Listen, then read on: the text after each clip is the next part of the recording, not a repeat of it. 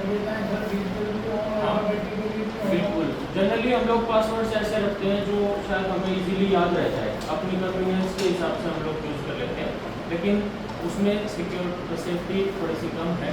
तो इसके लिए क्या करना पड़ेगा, हमें कम से कम 8 लेटर्स का कॉम्बिनेशन इस तरह का बनाना पड़ेगा जिसमें स्मॉल लेटर भी हो, कैपिटल भी हो, कोई ना कोई डिजिट भी हो, कोई स्पेशल कैरेक्टर भी हो।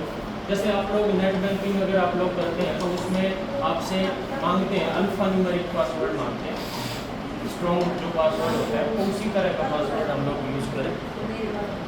ऑनलाइन बैंकिंग, शॉपिंग और कोई पेमेंट अगर ऑनलाइन करनी है और अगर उसका वेबसाइट का कोई URL जिसे बोलते हैं, अगर वो HTTP के बाद S नहीं है उसमें, तो इसका मतलब वो सिक्योर है।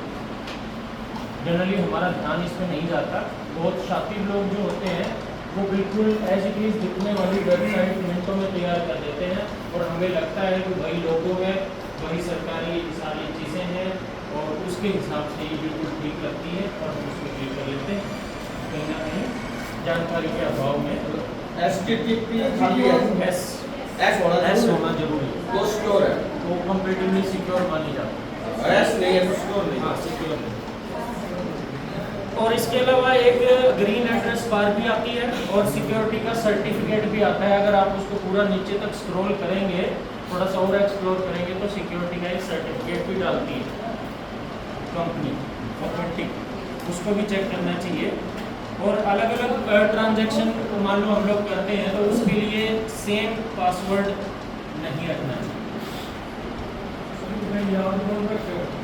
मैंने कल आज इस वाले सेशन में पता नहीं उधर बताया, एक पैटर्न बनाना पड़ता है, पैटर्न एक बनाना पड़ता है।